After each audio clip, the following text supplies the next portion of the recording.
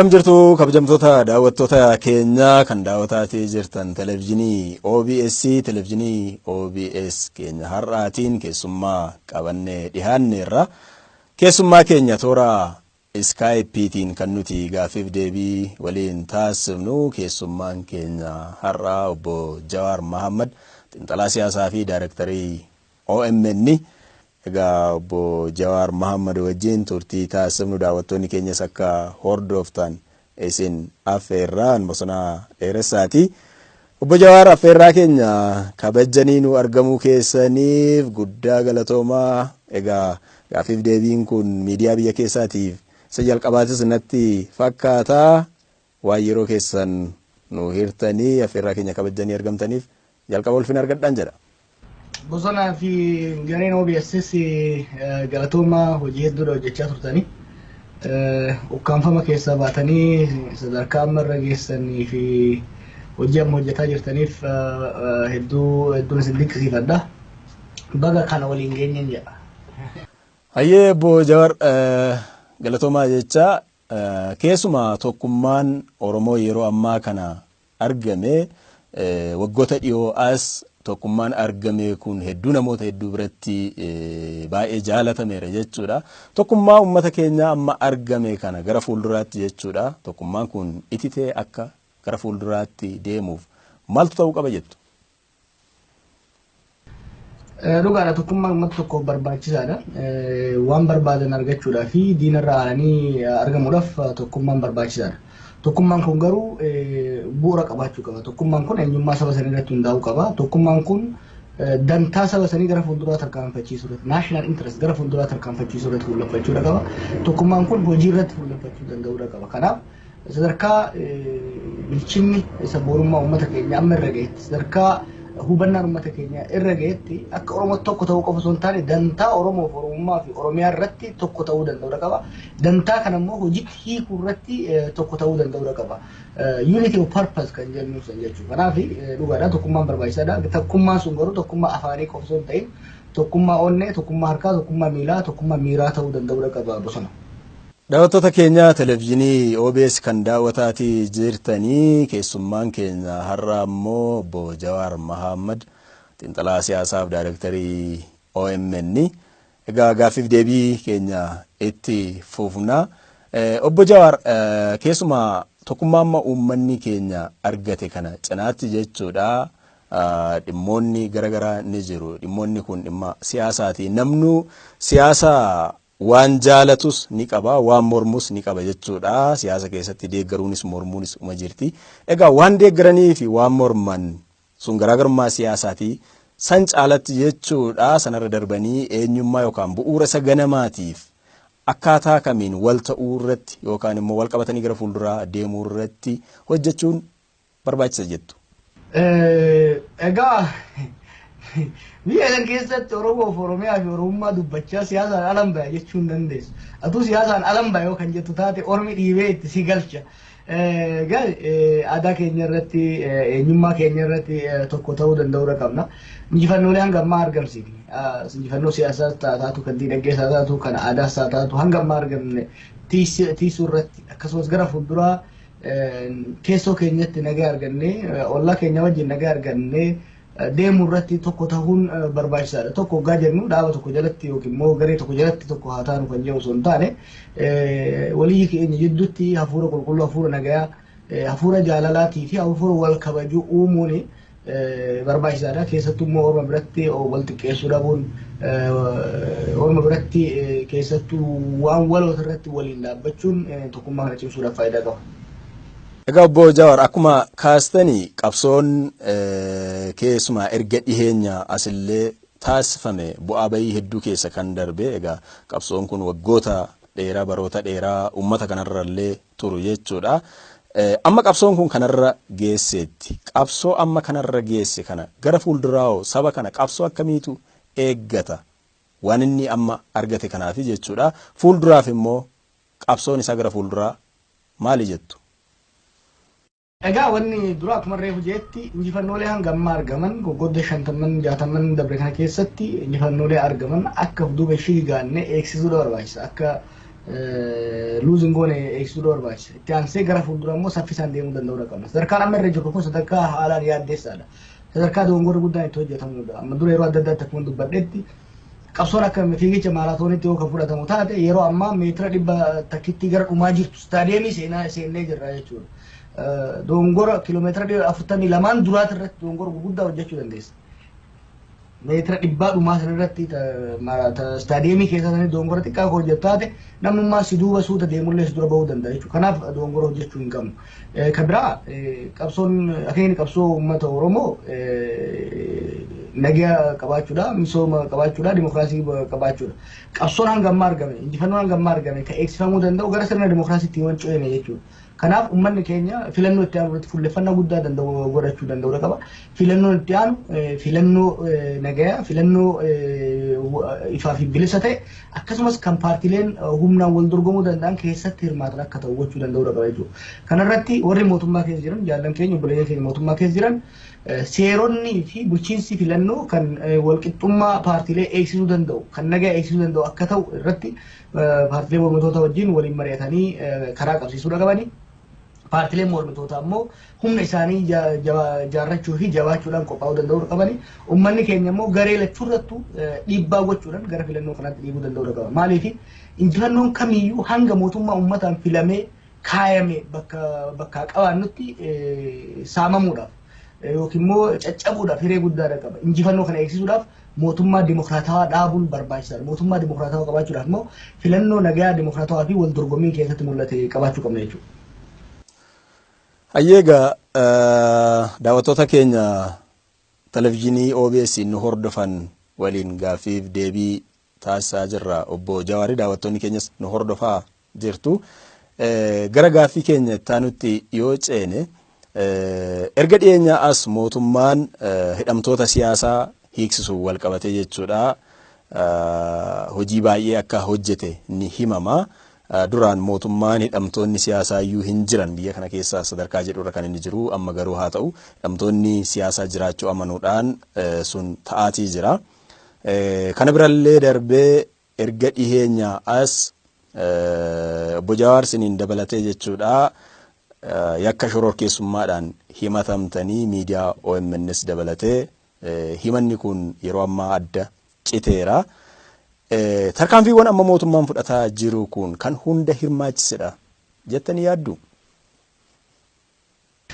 Egaa jijjiiramni lafatti hin dhufne lafee fi lubbuu obboleeyyan keenyaatiin qeerroo keenyaatiin uummata keenyaatiin kan dhufe mootummaan biyya sanii sagalee uummata Oromoo ukkaamsuudha. Ukkaamsitee cuqqaaltee saamicha itti fufsiisuudhaaf yaalii guddaa goote waggaa afran darbe kanatti. Haa ta'u garuu murannoodhaan tarsiimoodhaan irra waan aanameef cunqursaa biyya san bituun akka hin danda'amne adaduma cunqursaniin ufiifuu laaffatanii sadarkaa kuufuu fi adda bittinnaa warra waan gane ifiif lubbuun baraaruudhaaf jecha jijjiirama tooftaadhaan godhanii harka kennanii hidhannoo garuu ni hiikanne harka kennanii hidhannoo ni hiikanne. Kanaaf gara qawweetirraa gara xarapheezaatti dhufaa jiranii. Kana keessa hidhamtoota siyaasaa badii tokko malee hidhan gadi lakkisuun himannaa sobaan nurrattis banan kaasuun waan gaarii. Uummanni Oromoo jabaatee dhufuun mootummaa san keessattuu warri mataa jabaatuu fi warri uummata saamuu uummata dhiituu barbaadu mo'amanii warri hamma tokko uummataaf naatoo qabanii fi jijjiirama fiduu barbaadan gara fuulduratti akka bahan hiree uumee jira jechuudha. Warri akka Dr. Abiyyis ta'e warri akka Lammaa akka gara fuulduratti dhufan godhee jira. Kun hiree gaariidha. Hiree kanarratti uummanni keenya osoo wal hin raaffanne warri jijjiirama fiduu barbaadu kana deeggaraa osoo hin ganne immoo humna isaa jabeeffachaa deemuudha qaba. Ceesisuu irratti jabaachaa deemuudha barbaachisa bosona.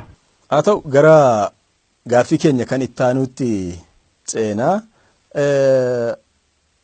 keessumaa immoo hojiiwwan mootummaan amma hojjetaa jiru kanarratti jechuudha.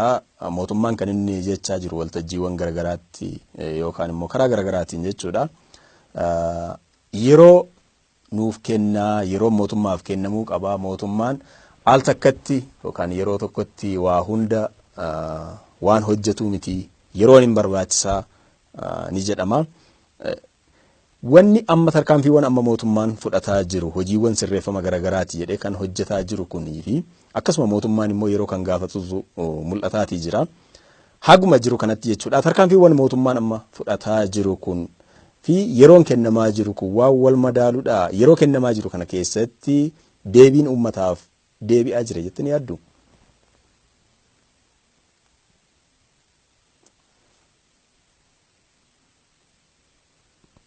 Laali maal seete bolees kiyya namni baay'een naagala yeroo hoggaa jedhu yeroo kennamee fi gaariidha garuu yeroon ce'umsaa akka billiqiiti akka baraqee bakakkaan hoggaa buudee mun billiq jettuu saniiti.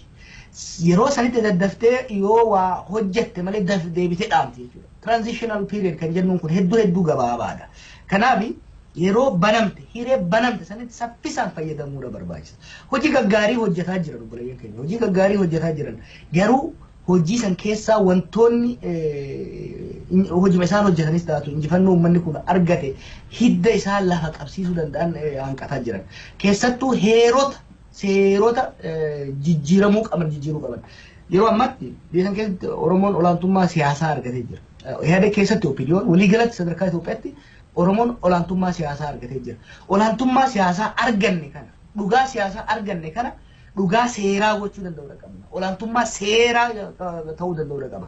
Siyaasaan seera irratti hundaa'in, siyaasaan caasaa irratti hundaa'in qilleensa irratti hafti. Kanaaf seerota sirna abbaa irree olaantummaa garee xixiqqoodhaa biyya sanitti akka tuulamu godhan sani seerotaaf gochoota sirna dimokiraasiitiin bakka buusuu danda'uudha qaban. Fakkeenyaaf labsii yeroo muddamaa saffisaan kaasuu danda'uudha qaban. Labsii miidiyaa ugguree isinillee ugguree isin rakkisaa ture san kaasuu danda'uudha qaban. Labsii farra shororkeessaa kan paartiileen Oromootii fi kanneen biroo ummataaf qabsaa'an sobaan akka farrajaman godhe san kaasuu danda'uudha qaban.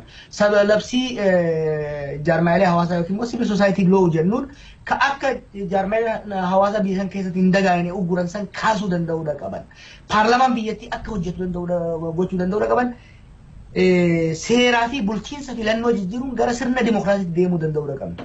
Arra qabsoo cimaadhaan wal'aansoo cimaadhaan olaantummaa siyaasaa arganne kana seera qabsiifachuu danda'uudha qabna. Seera qabsiifachuudhaaf ammoo aangoo yookiin immoo taayitaa arra Oromoon qabate kana taayitaa uummataan kenname liitimaayiz gochuu danda'uudha qabna. Filannootti seenuu danda'uudha qabna. Kanaaf gara filannootti deemuu qabna. Gara filannootti deemuudhaaf immoo seerotaa fi gochoota farra dimokiraasii ta'an kana kaasuudhaan kan dimokiraatawaa ta'aniin bakka buusuu nu barbaachisa. Obbo Jawaar gaaffii deebii keenyatti fufnaa daawwattoonni keenyas egaa nu hordofaatii jirtu. Obbo Jawaar keessumaa yeroo ammaa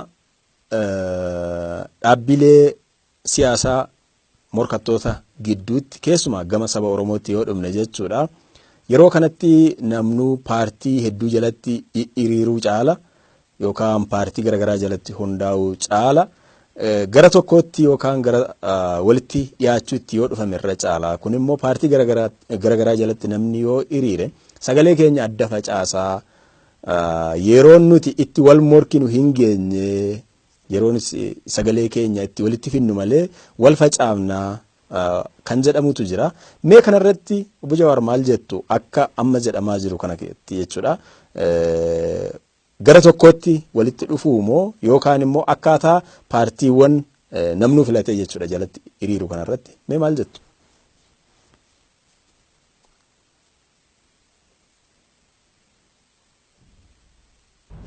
Lachuu godhaalee deemuu dandeenya bosona wal morkaatis wal utubaatis deemuu dandeenya.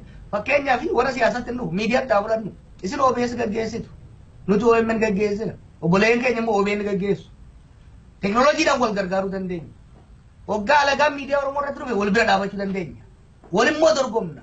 Kwaalitii irratti qulqullina irratti wal dorgomna. Sagantaa isi caalu Usmaan qopheessuu irratti ati immoo Usmaan caalu qopheessuu irratti hojjechuu dandeessa gartee. Complementary competition kan jennuutu jira. Wal dorgommii wal utubu gochuu danda'uudha qabna. Uummanni Oromoo cal'iseetuma nyaata gara tokko wal fakkaatu qofa nyaachuu danda'uu qabu. Babbee qabaachuudha qaba. Filannoo qabaachuudha qaba. Faranjiin maal jetti? Don't put all your eggs in one basket jedhan. Killeelee qabdu hunda qircaati takka keessa gahuun qabdu. Hiree qaba filannoo adda addaa qabaachuu danda'uudha qabda. Kanaaf paartilee hedduus qabaannee addaan cirachuu hin qabnu. Haa taatu garuu paartilee jajjaboo jaarrannee paartileen kun imaammata wal dorgomu lafa kaayanii Oromoo jidduutti. Oromoon kamtu irra wayya, hoogganaa kamtu irra wayya, imaammata kamtu irra wayya, tarsiimoo kamtu irra wayya jedhee keessaa laallatee filachuu danda'uudha qaba. Hoggaa alagaan nutti dhufu immoo waliin dura dhaabbanna. Walii keenya jidduutti wal dorgomna. hamma tokko tokko wal qoccoola wal dhidhiibaa ka irra wayyaa uummanni keenya akka filachuu danda'u haala mijeessina. Waggaa oolmi nuti dhufu immoo fuullee tokkoon deemaa jira. Yoo ilaalte waggoota afran dabre kana keessatti opiniyoodhaan hedduudha wal falaxaa turre. Waggaa garuu wayyaanonni itti ka'anii waggaa oolmi itti ka'u bira dhaabbannee falmaafii turre jechuudha. Amma akka agartanitti opiniyoon obbo Lammaan faan Dr. Abiy faan mo'atanii jechuun filannoonis ta'uu baatu sirna san keessatti deemaa jiran. Deeggarsa cimaa ni goona. Haasaatu warummoo gara filannootti immoo deemnee tarii immoo warri isaanirra wayyaa jiru jira moo hin jiru san uummanni argachuu danda'u qaba. Ijoolleen kun waan gaarii hojjetaa jiran. Garuu uummata waan hin filaminii fi konfidensii gahaadhaan gara fuulduraa deemuu hin danda'an. Leejitimasii takkaa'u fudhatama qabaachuu danda'u qaban. Kanaaf taayituma har'a qabsoo fi wareegama guddaadhaan arganne kanaafu uummatatti geessine uummanni gamaagamee akka haaromsu yookiin immoo haaraatiin akka bakka buusu gochuun hedduu murteessaadha. Sadarkaa garaagaraatti mootummaan haaromsa geggeessaa jira jedha. Haaromsi kun ammayyuu hin xumuramne akka mootummaan ibsaa jirutti. Haaromsi amma mootummaan taasisaa jiru kun yookaan immoo sadarkaan amma dhaabni keessumaa paartiilee biyya bulchaa jiran keessaa OPDO'n akka paartii yookaan dhaaba siyaasa tokkooti. OPDO'n aangoo biyya bulchuu kana of harkatti qabachuu danda'eera jenna yookaan aangoo san qaba jenna. Gama biraatiin immoo sochiiwwan akkasuma immoo qabsoo yeroowwan darban kana keessa taasifamee fi sabni keenya kun amma irra ga'e kana keessatti qooda qeerrootu olaanaadha jedhamee himama. Qabsoon qeerroo gara fuulduraa kunoo maal ta'utu jiraata? Biyya san keessatti humni guddaan irra jiru wama lama. Tokko humna biyyaa humna mootummaati state power kan jennuun kan wayyaanonni harkaa qaban amma tokko immoo OPDO'n harkaa irraa sharafatteedha. Humni guddaan lammataa humna qeerrooti. Mootummaa lama jira biyya san keessatti. Humna immoo bifa sirna qabuun responsibly fayyadamuu barbaachisa.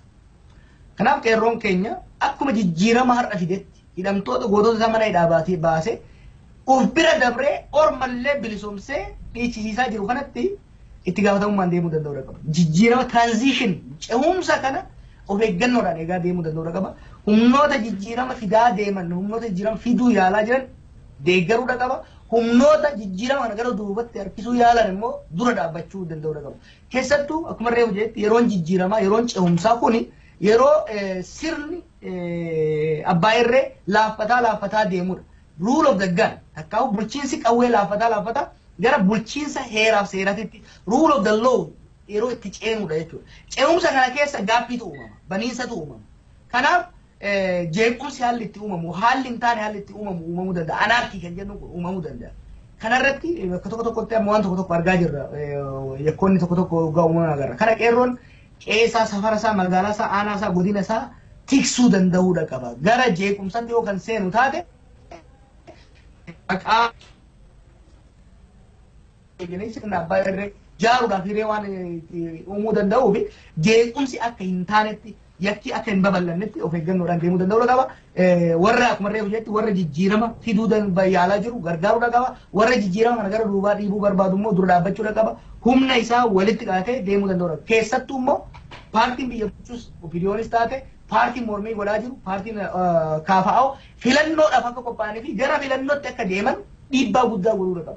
OPDO'n hulaa akka banu heera filannootii fi adeemsa filannoo bulchiinsa filannoo akka jijjiiru paartiin KFO immoo jabaatee dorgomaa cimtuu ta'ee akka bahu dhiibbaa godhuu deeggarsa godhuu isaan barbaachisa jechuudha. Biyya kana yoo kan deemu taate injifannoolee waggoota afran akkasumas waggoota 50 kana argame tiisisuu irratti shoorri qeerroodhaa humna guddaadha.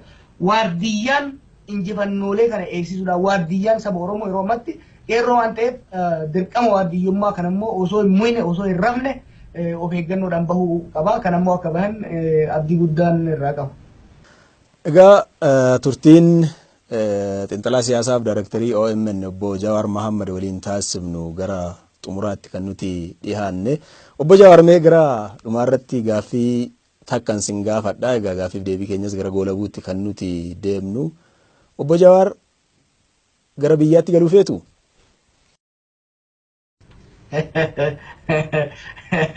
Maali na arguun barbaanne moo? maal biyya yani by the way biyya kiyyarraayis baqadheen baane yani biyya barnootaafin bahee akkuma biyya barnootaa baheen asitti hojii hojjechuun barbaachisaa ta'e waan argameetiin hojjedhe. Ani biyyas galus biyya alaas jiraadhu uummata kiyyan tajaajiluu barbaada. Biyya keessa seenee hojjechuun uummata kiyyaaf faayidaa irra qaba. Hojiin amma hojjechaa jiru kanaa ol biyya keessatti hojjechuu nan danda'a jedhee gaafan amane gaafa uummanni kiyyallee na amansiise gaafa warri an hojii hojjedhu na amansiisan hayyama nama tokkoon barbaadu affeerraa nama tokkoon barbaadu nan gala.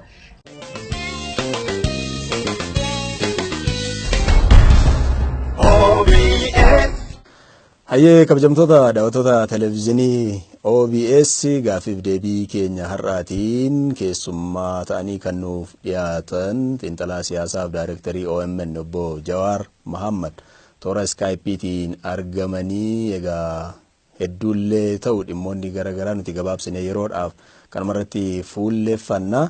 Daawwattoonni keenya hagammaa nu hordofaa turuu keessaniif galata guddaa argadhaan siniin jedhaa an Bosonaa Dheeressaati. Obbo Jawaar Mohammad manni keenya sinittaa baruu har'aaf ulfina argadha. Jawaadha nulleen fagoon jirru jabaadha fagoon jirru.